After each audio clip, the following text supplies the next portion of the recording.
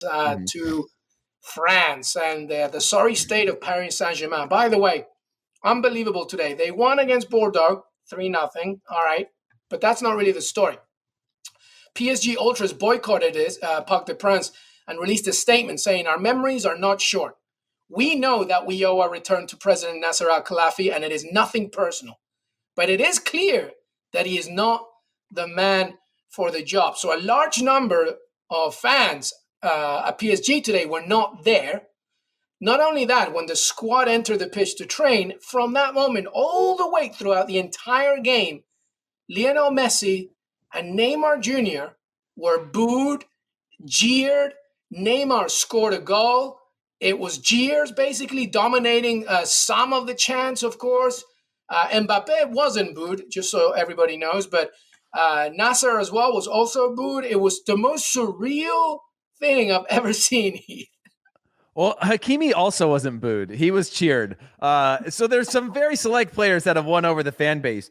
But there's so much complexity into all this, right? There's the original PSG contingent that was like anti-modern football against all of this.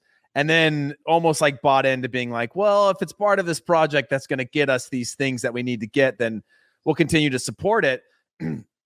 But I agree with the criticisms of the president just because of the fact that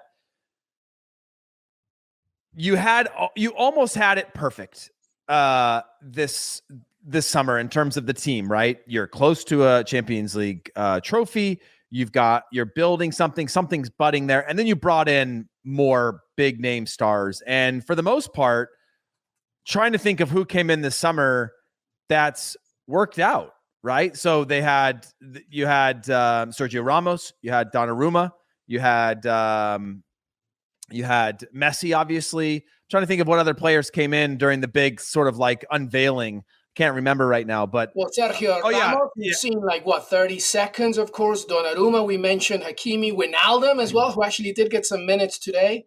Yeah. I mean, and it's a tricky situation, and it's one that that's really, really, I don't know. One, it doesn't surprise me because a few weeks ago, Jonathan Johnson said something that PSG Ultras are getting really annoyed about. They feel they're losing the identity of their club, and losing against Real Madrid in that fashion probably doesn't help, but it was just so surreal when Neymar scored, and it was just jeers. In fact, there was a moment when the video looks at PSG Ultra fans, and, I'm not going to completely say it, this is a family show, but hijo de, right? They were chanting that to Neymar, which is funny because nobody's Spanish in that situation. Neymar's Brazilian, and PSG Ultras are French. Yeah. This is... It's complex, man. I mean, if you think about it from a fan perspective, 5 years back, the idea of becoming a super club, right? They've always been a big club. They've always been at the heart of Paris. There's other clubs in Paris that have a different identity and a different background and a different sort of fan base. But it's complex in the sense that they're still part of, Real Madrid and Barcelona became the faces of Spain, but Spain had other big clubs along the way, but you at least had two, whereas they're in a one-team league in theory. I mean, no disrespect to Lille and other teams that win the league, or Lyon or Marseille, who are also big clubs and have historic trophies. But in the modern era, they've been the one that have exploded. And then they went and got Neymar from Barcelona. They've gotten Messi from Barcelona. These are massive, massive historical sort of seismic shifts or movements that have happened for their club, and it hasn't really paid off into anything other than the fact that the club is now opening up a store on Madison Ave in New York City. The brand in itself is exploding. The value of the club, I'm sure, is worth a ton more. It's become, instead of it being a French club, it's become a global team. And if you're a fan, you're kind of like, this is sort of what the expansion of the Premier League went through as well, where if you're a Man United fan, at times you felt like, oh, I'm losing the culture of the club. It's got this ownership group that's not here. They're not present. Now I see all these people all around the world. They're being catered to, the new fans being catered to, not the one who comes every single week and pays the money to be in the stadium. You're focusing your time on kind of global expansion. And so I can understand what the fan is going through, especially the ultras that are sort of through thick and thin, and the ones that are really the voice of the club. It's a very hard time where I mean, having said that, by the way, on the flip side, I wonder like what would satisfy them? A Champions League trophy? That's it. That's the only thing. But is That's that what the only satisfies an thing. ultra? Like an ultra, in theory, the ultras care about fighting, passion, the crest, these types of things.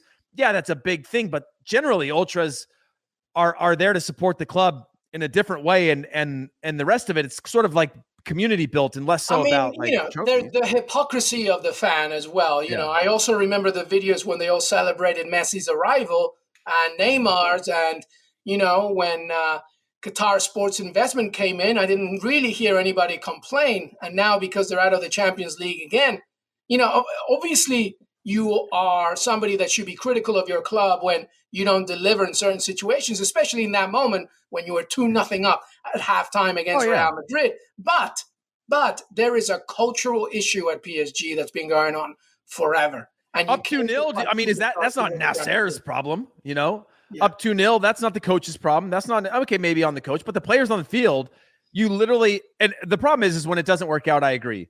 You put all your eggs in this basket for this year. Last year you were close, the year before you were close, and now you finally had this recipe for success or disaster. It's ended in disaster.